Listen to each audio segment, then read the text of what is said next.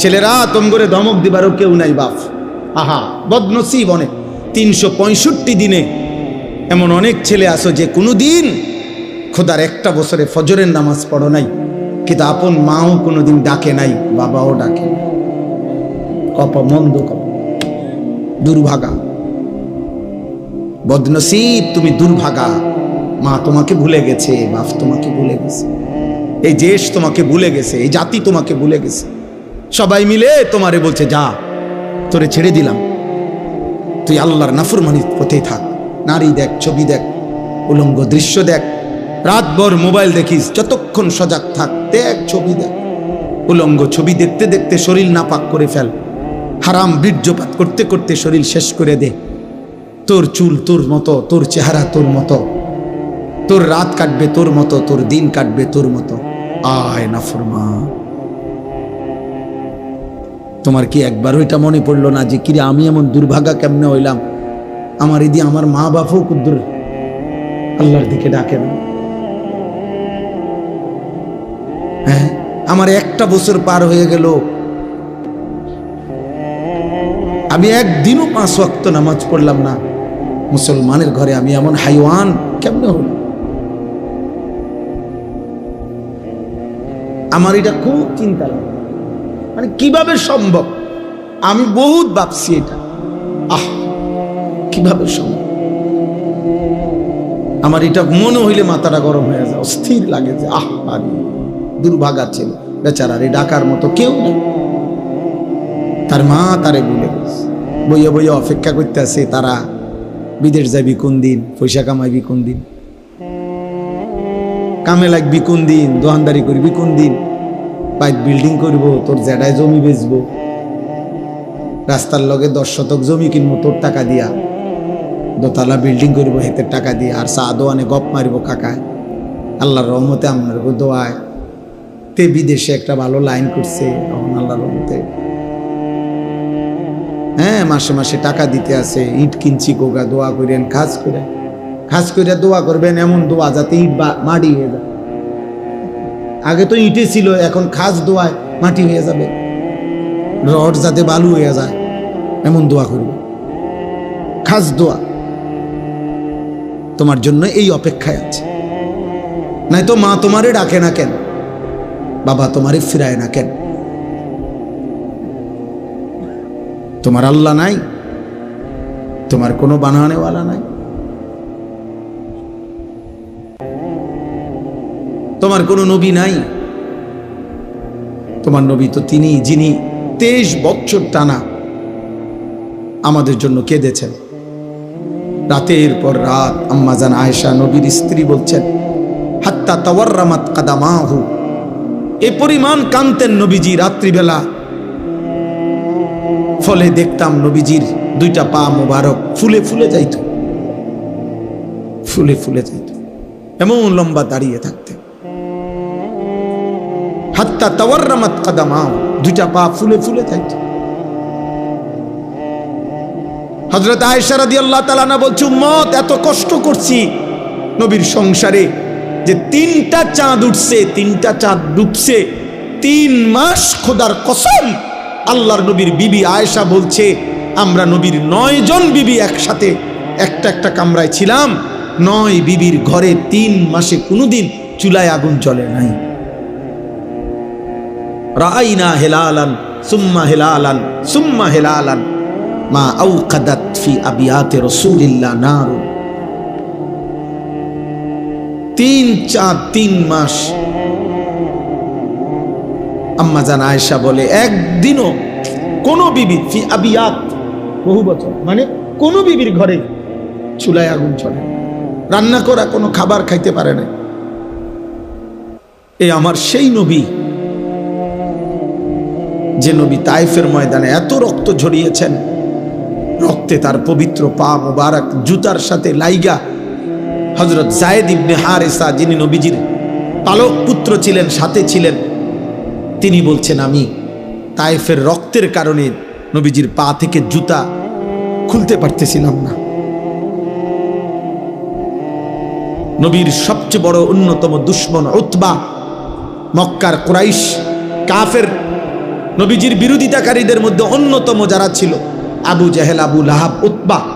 এই উতবা সর্দার সেই সর্বপ্রথম তায়েফ থেকে রক্তাক্ত শরীর নিয়ে নবীজি যখন ফিরে আসছিলেন, পথিমধ্যে সর্বপ্রথম নবীজির রক্তাক্ত দেহ যেই কাফের মক্কার দেখছে সে হলো এই উতবা। কিতাবে আছে এই উতবা প্রথম নবীর রক্ত মাখা এই দেহ দেখা এইগুলা একবার একটা ফালতু স্ট্যান্ড, এগুলা বড় বিরক্তিকর।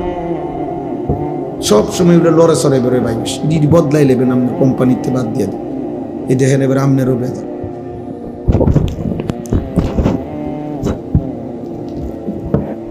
থাকে না, ঠিক থাকে কম। এই উতবা মক্কার কুরাইশ, সে প্রথম নবীজির রক্ত মাখা দেহ দেখে উর্দু কিতাবে আমরা পড়ছি এত রক্ত ধরতেছিল নবীজির দেহ মুবারক থেকে, অথচ নবীজি আজকে 11 বছর মক্কায় ইসলাম প্রচার করতেছিলেন। 11 বছর পরে গেছেন তাইফে। 11 বছরেই এরা বিরোধিতা করছে নবীর। কিন্তু উতবা এই কিতাবে লিখছে, উতবা চিৎকার করে কাইন্দা দিছে, আর চোখের পানি ফেলে উতবা বলছে, তায়েফবাসী এটা কি করলি আমার ভাতিজা, এত রক্ত কেমনে ঝরাইলি? গত 11 বছর তো আমরা আমাদের ভাতিজার বিরোধিতা করি, ঠিক আছে, কিন্তু কোনোদিন তো তার দেহ থেকে এত রক্ত ঝরাইনি, কেমনে পারলি? তো এক কাফের কলিজায় ব্যথা লাগছে। সেই নবী আমাদের নবী, অথচ একদিনও তার কথা মনে পড়ে না। দিনের পর দিন তোমরা চুল কাটতেছ বেঈমানের মতো। আহ, কোন সে বেঈমান যে বেঈমানের নাম ঠিকানা তো তুমি জানো? ছেলেরা বলো, যাদের মতো তোমরা চুল কাটো, এই বেঈমানের নাম বলতে পারো? একে তো সে বেঈমান, মুশরিকের চুল, দ্বিতীয়ত তার তো কোনো নাম ঠিকানাও নাই, হয়তো তার বংশেরও ঠিক নাই। আহ,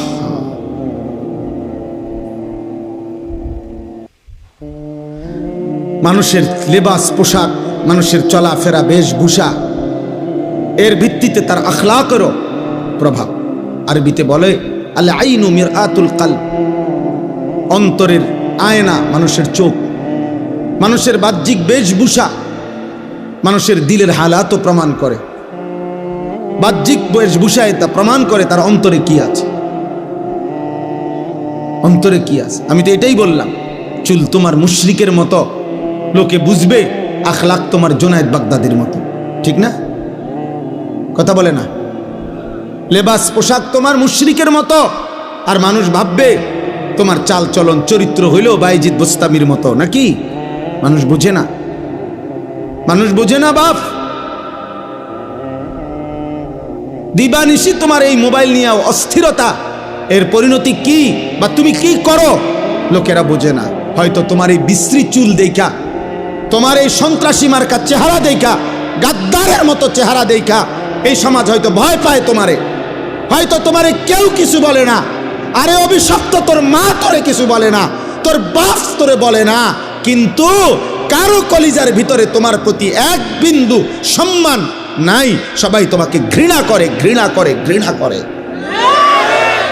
বেনামাজিকে এই সমাজ ঘৃণা করে, বেহায়াকে এই সমাজ ঘৃণা করে, নারীর পিছনে যে হাঁটে তাকে মানুষ ঘৃণা করে, উলঙ্গ ছবি আর অস্থির দৃশ্য যে দেখে মানুষ তাকে ঘৃণা করে। আল্লাহর নবী বলছে, উম্মত, অন্ধকারের গুনাহ, রাতের গুনাহ, একাকিত্বের গুনাহ যদিও তুমি ভেবেছো কেউ দেখে নাই, রব্বে কাবার কসম, নবী বলছে আল্লাহ তো দেখছে, আর আল্লাহ তোমার চেহারায় দিনের আলোতে তা ফুটায় দেয়। এই জন্য মানুষ দেখলেই বোঝে, কিরে চেহারা এরম বসকাই গেছে গা, তোর যে দেখতে বোঝা যায় ফুটটা খরের মতো। ঘটনা কিতা উনাই চলস, কি করস রে, কিতা রে? অথচ সে কিন্তু দেখে নাই তোমার একাকিত্বের গুনাহ, তোমার একাকিত্বের গুনাহ। তুমি হয়তো রাত জেগে দরজা বন্ধ করে হারাম ছবি দেখেছ, কিন্তু ঠিক এই চেহারার মধ্যে গুনার চিহ্ন বেশি। আবার আল্লাহর নবী বলছেন, যার নামাজ বেশি, সেজদা বেশি, মান কাসুরা সালাতুহু ফিল লাইল হাসুনা ওয়াজহুহু ফিন নাহার। সুবহানাল্লাহ।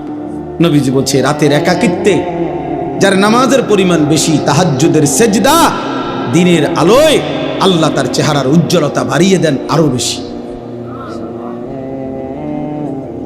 আরো বেশি বাড়িয়ে, আরো বেশি বাড়িয়ে দেন। ইন্না নাশিআতাল লাইলি হিয়া আশাদ্দু ওয়াতআন ওয়া আকওয়ামু কিলা। আল্লাহ বলছে, রাত্রি জেগে আমার যে বান্দা তাহাজ্জুদ পড়ে, ফজর পড়ে, ঘুম থেকে জেগে এই সেজদা তাহাজ্জুদের, ফজরের, আল্লাহ তাআলা বলেন এর মাধ্যমেই তার অন্তরের হারাম চাহিদা, কুচাহিদা, মন্দ কামনা বাসনা, কুপ্রবৃত্তি সবচেয়ে বেশি দমন হয়। এজন্য প্রিয় যুবক, যদি কেউ একজনও এই বন্ধুর কথা বুঝে থাকো, এই ভাইয়ের কথা যদি মহব্বত করে শুনে থাকো, আমি অনুরোধ করলাম ফজরের নামাজ পড়ো, ইনশাআল্লাহ বরকত হবে, বরকত। বুজুর্গানে দিন বলছে, এই শেষ জামানার কোনো মুসলমান ফজরের নামাজ নিয়মিত পড়বে, ইনশাআল্লাহ ফজরের নামাজ পড়বে, একদিন ফজরের নামাজ পড়ে মাহাদির সাথে রওনা দিবে, আসরের ওয়াক্তেই মসজিদে আকসা দখল করে ইমানের পতাকা উড়াইয়া দিবে, ইনশাআল্লাহ। দাজ্জালের পতন হবে, ইহুদিদের পতন হবে, আর বাহিনী হবে ফজরের বাহিনী, ফজরের মুসল্লি, ফজরের মুসল্লি, ফজরের মুসল্লি। হ্যাঁ, এজন্য ফজরের মুসল্লি যারা মাহাদির সৈনিক, তারা ফজরের মুসল্লি যারা দাজ্জালের বিরুদ্ধে লড়বে, তারা ফজরের মুসল্লি যারা শেষ জামানায় ঈমান রক্ষা করবে, তারা হারায় যাবে, আব্বা হারায় যাবে, হারায় যাবে। নারী দেখতে দেখতে, ছবি দেখতে দেখতে, বেনামাজি জিন্দিগি দেখতে দেখতে, থাকতে থাকতে একদিন দাজ্জাল বের হইলে তুমি ঈমান হেফাজত করতে পারতাম, তুমি বুঝতাই না, বুঝতাই না, কারণ মালিকের সাথে যত সম্পর্ক নাই। এক মানুষ, ভাত কম খাইলাম, দুনিয়া কম ভোগ করলাম, কিন্তু যদি আখিরাত হারাই তো সব হারাইলাম, যদি ঈমান হারায় তো সব হারাইলাম। আমার শায়েখ আল্লামা মুফতি মুশতাকুর নবী কাসেমি হুজুর বলেন, আল্লাহকে পেয়ে কেউ যদি গোটা দুনিয়াও না পায়, সে কিছুই হারায়নি, আর আল্লাহকে না পেয়ে কেউ যদি গোটা দুনিয়া লক্ষবারও পায়, খোদার কসম সে কিছুই পায়নি। আল্লাহকে পেয়ে সব হারালেও কিছুই হারায় না, আল্লাহকে না পেয়ে সব পেলেও কিছুই পাওয়া হয় না। দুনিয়া হাজারবার মিললেও এটা আল্লাহর সন্তুষ্টির চিহ্ন না। এই দেখেন আল্লাহ কি বলেন, 18 নম্বর পারা, 23 নম্বর সূরা, সূরায়ে মুমিনুন। এই সূরার মধ্যে আমি 8টা আয়াত পড়ছি। সূরায়ে মুমিনুনের 55 নম্বর আয়াত থেকে 62 নম্বর আয়াত পর্যন্ত।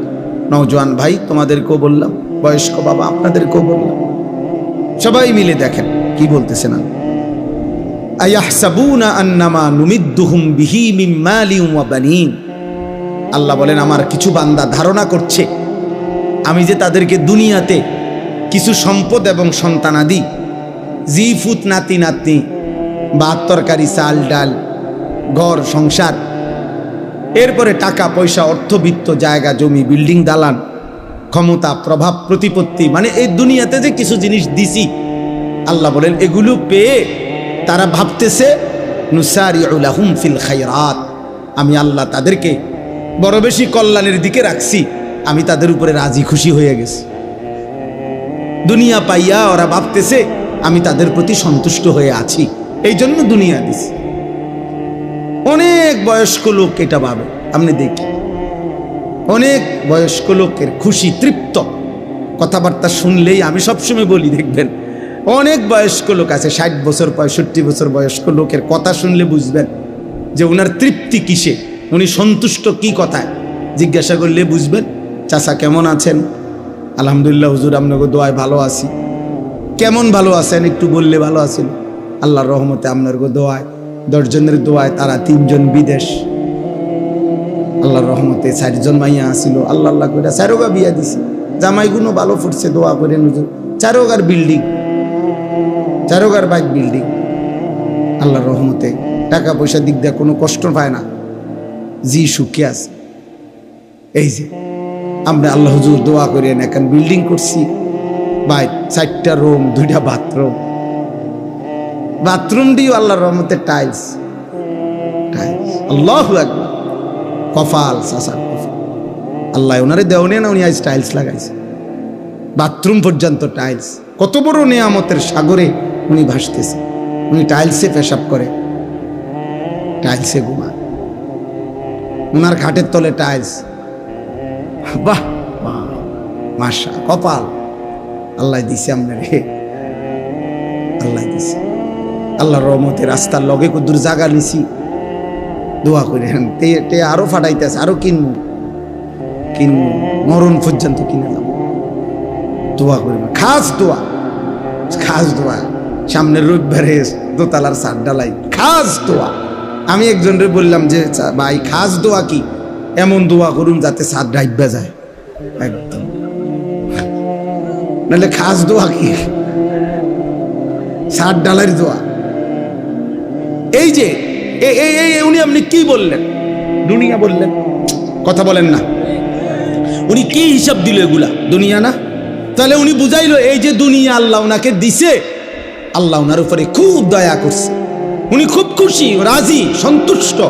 আল্লাহ ওনার উপরে খুব খুশি হইয়া এগুলা দিছে, খুব খুশি হইয়া।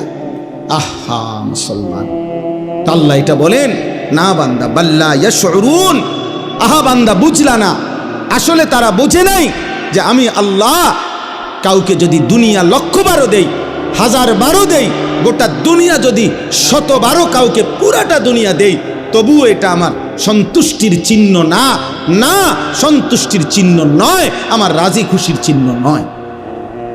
যদি এটাই সন্তুষ্টির চিহ্ন হইতো, তাহলে হে মুসলমান, আমি তো কাফের বেঈমানকে যুগে যুগে বেশি দিছি, দুনিয়া বেশি দিছে না? এখনো পর্যন্ত দুনিয়ার অর্থ সম্পদ, বাড়ি গাড়ি বেঈমানদের কাছে বেশি না? কথা বলেন না? আপনি 4তলা বিল্ডিং দিয়া অহংকার করেন, 4তলা বিল্ডিং দিয়া ইউরোপ আমেরিকার মধ্যে ছাগলও ফালে না। ছাগলের ফার্ম এত বড়, শুকর যেই ফার্মে পালে ওই ফার্ম আরো বড়। সেন্ট্রাল এসি, সেন্ট্রাল এসি, শুকরকেও দামি শ্যাম্পু দিয়ে গোসল করা। হ্যাঁ, প্রাইভেট কার দিয়া জাপানে ঘাস টানে। আমাদের যেসব ভদ্রলোকরা মনে করে প্রাইভেট কার চড়তেছি, এগুলা দিয়া জাপানে, ইউরোপে ঘাস টানে, ঘাস টানে। হেলিকপ্টার দিয়ে সার দেয় অস্ট্রেলিয়াতে। আমার মাদ্রাসার পাশের বাড়িওয়ালা এই বেড়ায় নিজে করছে, হুজুর আমি উনি কি করেন? হেলিকপ্টার দিয়ে সার দেয়, কসম খোদা। হেলিকপ্টার দিয়ে কি দেয়? সার দেয় বেড়া, খেতে সার দেয়। এত বড় ক্ষেতের ফসল প্রজেক্ট যে হেলিকপ্টার দিয়ে কি দেয়? সার দেয়। তো কি হইল দুনিয়া? আমরা হেলিকপ্টার দিয়ে সার দিব কোন দিন? কথা বলে না। আমাগো রাস্তা যে সকাল বিকাল ভাঙ্গে যায়। দোস্ত, মিলবে না দুনিয়া। দুনিয়া 1000 বার মিললেও এটা মালিকের সন্তুষ্টির চিহ্ন না।